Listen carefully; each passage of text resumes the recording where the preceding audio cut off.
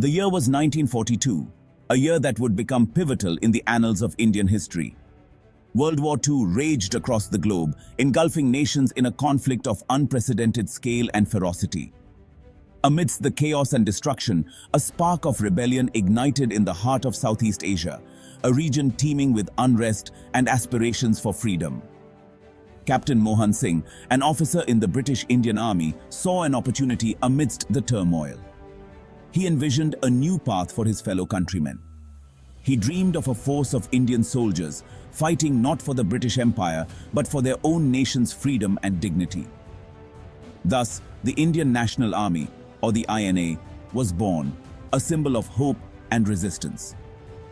This fledgling army was made up of Indian prisoners of war captured by the Japanese, men who had once served under the British flag. They were disillusioned with the Raj, their loyalty to the British crown shattered by years of oppression and exploitation. They yearned for a free India, a land where they could determine their own destiny. The INA provided them with a chance to fight for their homeland, to reclaim their honor and their future. Though small in number, their spirit was strong, their resolve unbreakable. They were determined to break free from the shackles of colonialism, to end centuries of subjugation.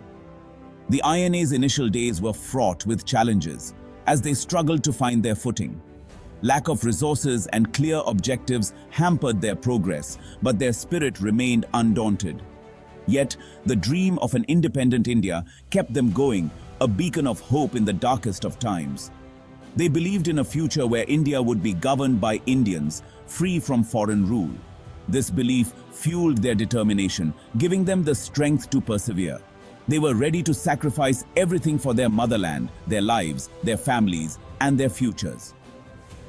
The formation of the INA marked a turning point in India's struggle for independence, a new chapter in the fight for freedom. It demonstrated the growing discontent against British rule, a sentiment that was spreading like wildfire. It showed the world that Indians were willing to take up arms for their freedom, to fight for their rights and their land. The INA's formation sent a clear message. The fight for independence had entered a new, more determined phase, one that would not be easily quelled. In 1943, a charismatic leader arrived on the scene, bringing with him a wave of hope and determination. He infused the INA with renewed vigor and a clear sense of purpose, breathing life into its ranks.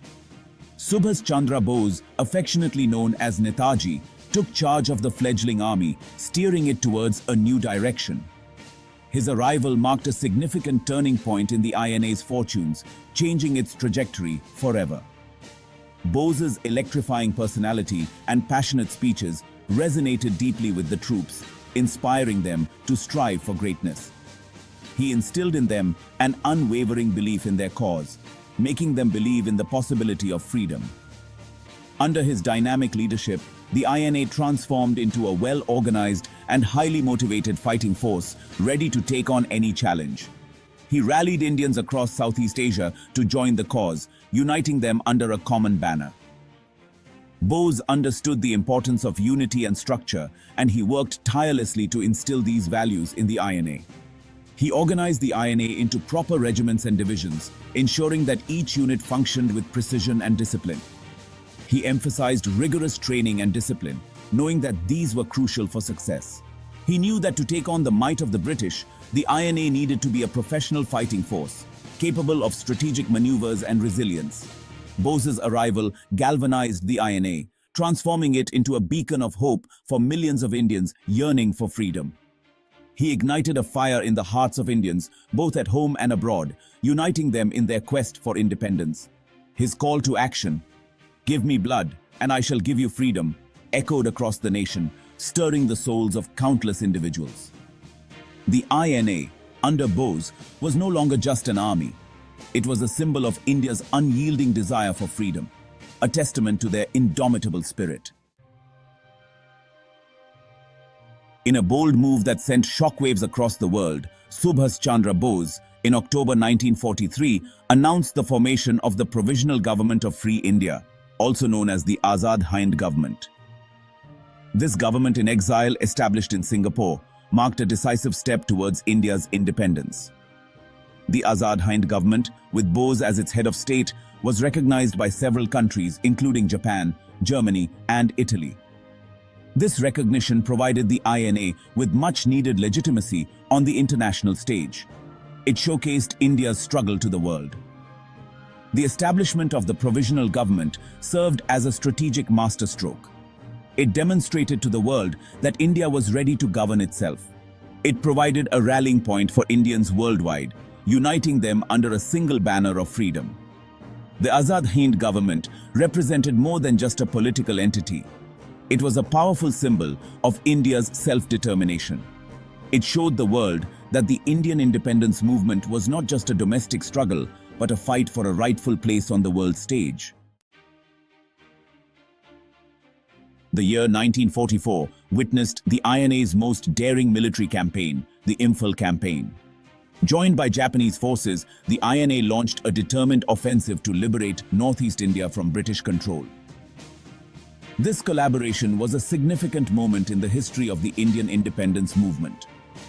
This campaign marked a turning point in the INA's history, showcasing their courage and military prowess.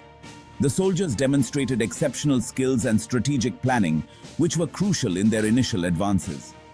The INA's objective was to capture the strategic town of Imphal, the gateway to India.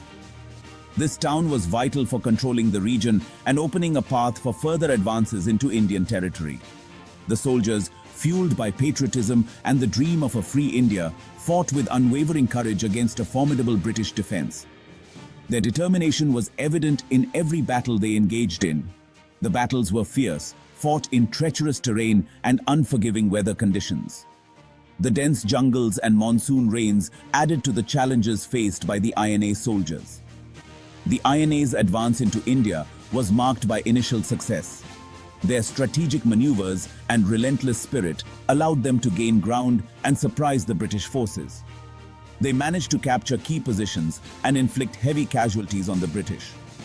These victories boosted the morale of the INA and inspired many Indians to support their cause. The sight of Indian soldiers fighting under their own flag on Indian soil sent shockwaves through the British ranks. It was a powerful symbol of the changing tide and the growing strength of the Indian independence movement. It was a powerful symbol of the changing tide. The British were forced to recognize the growing threat posed by the INA and the determination of the Indian people. Despite their valiant efforts, the INA faced insurmountable challenges. The harsh conditions and the relentless British counterattacks took a toll on the INA forces. Lack of supplies, coupled with superior British firepower and air support, eventually forced them to retreat. The INA's supply lines were stretched thin, and they struggled to maintain their positions. Though the campaign ultimately ended in defeat, the INA's bravery and commitment to the cause of freedom left an indelible mark on history. Their efforts inspired future generations and highlighted the sacrifices made for India's independence.